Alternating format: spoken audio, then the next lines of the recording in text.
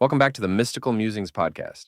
Today we're taking a deep look into a week that's already got a lot of buzz around it. Definitely buzzing. Yeah. The busiest astrological week of 2025 is here, kicking off today, March 24th, and we've got the amazing Becca L, author of the Mystical Musings Blog, with us to help us break it all down. It's great to be here again. Thanks for having me. So, if you're into astrology and tarot, you're probably familiar with her work already, and that's why we're turning to her latest blog post to guide our discussion today.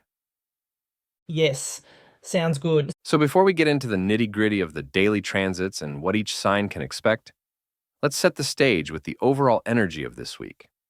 What are some of the big players we should be aware of? Well, there's a few key things right off the bat. Mercury and Venus are both in retrograde, which always shakes things up a bit. And then we have a solar eclipse. Oh, wow. Yeah. And to top it all off, Neptune is making a major move. Okay, so a lot of moving pieces. A lot of moving pieces indeed. And I think one of the most important things I can emphasize is the importance of staying present during this time. Oh, that's interesting. With so much astrological energy swirling around, trying to lock down future plans might be a recipe for frustration. Ah, yes, I could see that. So my advice is to really embrace the now and observe how things unfold rather than trying to force a specific outcome. Okay, makes sense. So let's get into the specifics of the week and how we can best navigate this energy, starting with today, March 24th. You mentioned the Sun and Mercury being in Cazimi, and that sounds powerful. Powerful, yeah, like something out of a Harry Potter spell or something. Yeah. What is this Cazimi, and why is it significant, especially during Mercury retrograde? So, a Cazimi is a pretty cool astrological event. It happens when a planet is in exact conjunction with the Sun. And in this case, it's Mercury. Mercury getting that extra close solar boost. Now, even though Mercury is retrograde, this alignment is actually seen as a really positive thing. Okay, It's like the sun's energy for a brief moment is supercharging Mercury, burning away some of the usual retrograde fog. like a reset button? Exactly. You could think of it that way. It brings a burst of clarity and a chance to tap into some really powerful insights. So it's a good day to journal or meditate, maybe? Absolutely. Anything that helps you connect with your inner voice and those intuitive downloads that might be coming through.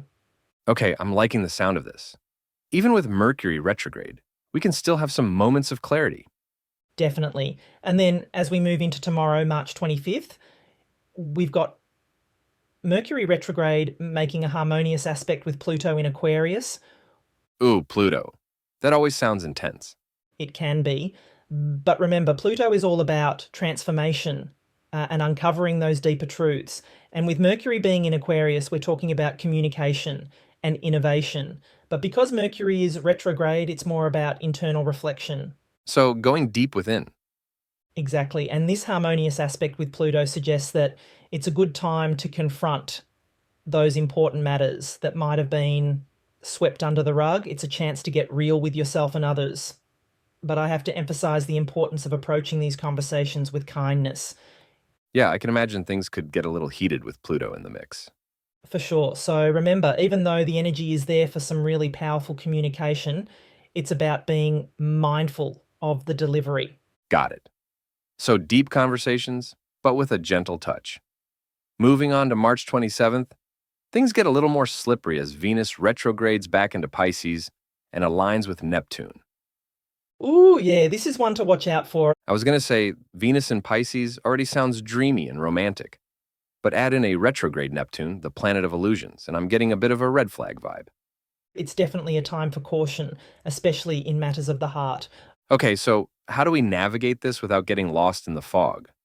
Well, remember, Venus retrograde is all about reevaluating what we value.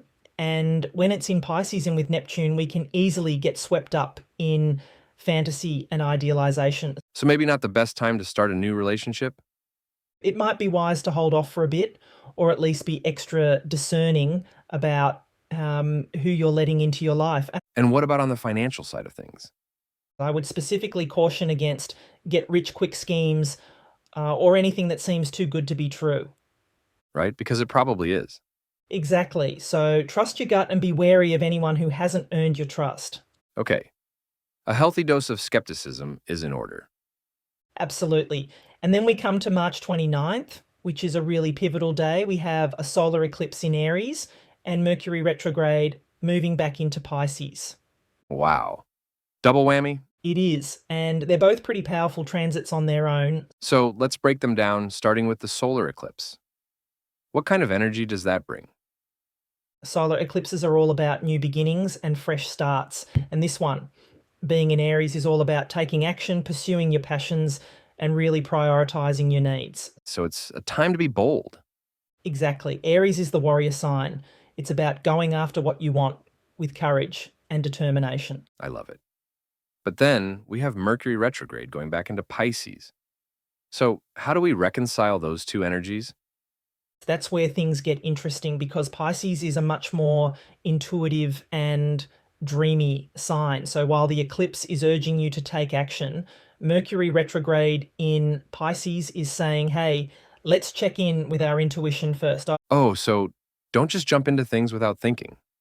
Right. It's about finding that balance between action and intuition, trusting your gut feelings and not getting too caught up in the logical mind. Okay, so feeling it out rather than overthinking it. Exactly. And then to round out this whirlwind of a week, we have a major long term shift. Neptune entering Aries for the first time in over 150 years. Wow, that's huge. It's a really significant transit. Neptune is the planet of spirituality and dreams, and it spends about 13 to 14 years in each sign. So this is a generational shift. So, how will this Neptune and Aries energy play out over the next decade or so? Well, I highlight that it's going to be a time of immense spiritual growth, but with an Aries twist. Okay, so what does that mean? Aries is all about the self. So this transit is about connecting with our own individual spirituality. It's less about following the crowd and more about forging our own path. I like that. Very independent. Yes. And I also mentioned that we might see a rise in spiritual practices that are more embodied, more action oriented. So, less about sitting on a meditation cushion and more about bringing spirituality into our everyday lives. Exactly. It's about integrating those higher vibrations into everything we do, which is the exact premise of my new mini course, Tarot for Manifestation, a step by step guide to creating your dream life. Yeah, wow. That sounds like the perfect tool to guide us on all this intense energy. I think so. I put it together as a follow up to my book, Tarot and the Law of Attraction, which is still free, by the way. I'll drop the links to both tools in the show notes. Sounds amazing. Okay, so that's the big picture of the week. A lot of intense energy, but also a lot of opportunity for growth and transformation. Definitely. And I think my mystical tip for the week is a perfect way to stay grounded amidst all this cosmic activity. Oh, yeah? What is it? I recommend a body scan meditation. I've heard of those. Are they helpful? They can be incredibly helpful, especially during times of stress or change, because they help you connect with your physical body and release any tension that you might be holding. Okay, so how does it work? It's pretty simple. You just lie down or sit comfortably, and then you bring your attention to different parts of your body, starting with your toes. Okay, And you just notice any sensations without judgment. You might feel warmth, tingling, tightness, whatever it is, just observe it. got it. And then what?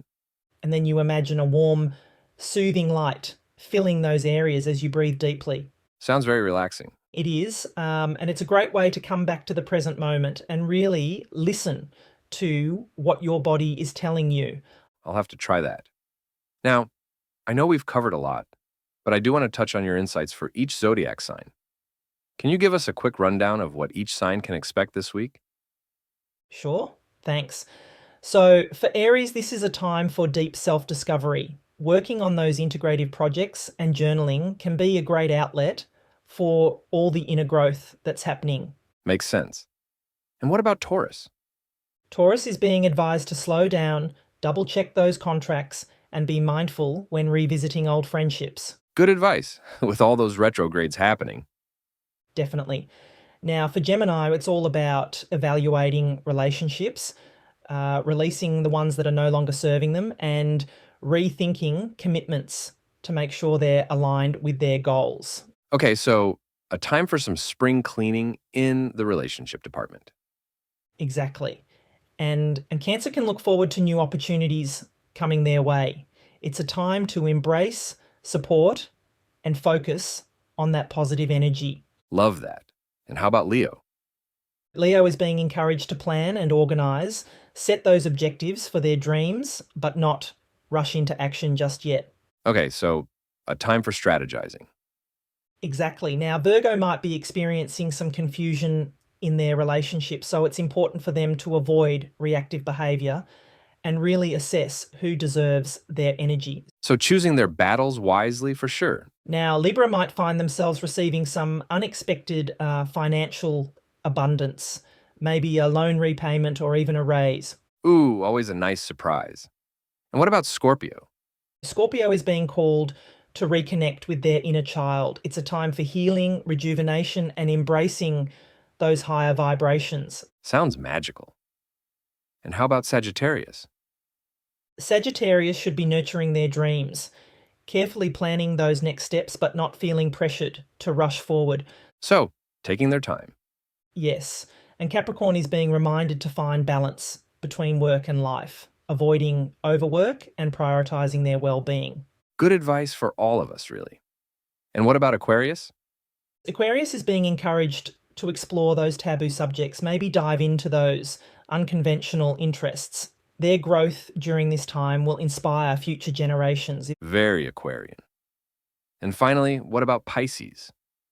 For Pisces, it's all about partnerships, connecting with like-minded souls, but also remaining open to shifts and changes in those connections. So, a time for both connection and flexibility.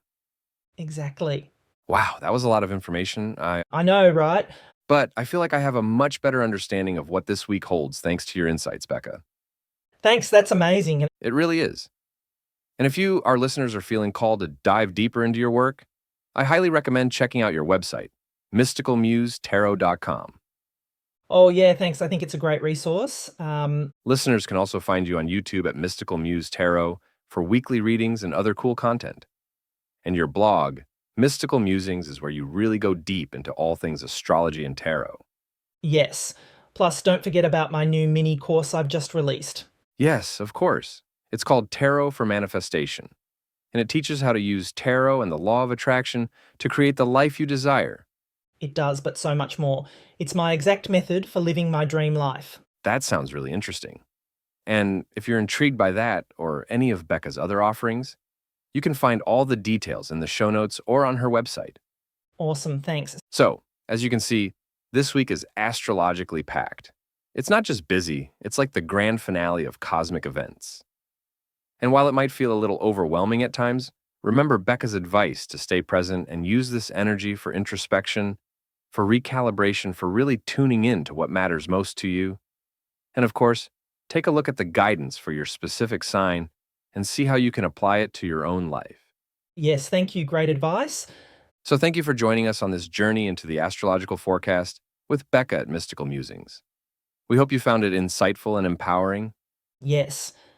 And good luck navigating this wild astrological week. Absolutely. And remember, stay present, stay curious, and trust your intuition. That's the best advice anyone can give. Thanks for listening to the Mystical Musings podcast. Until next time.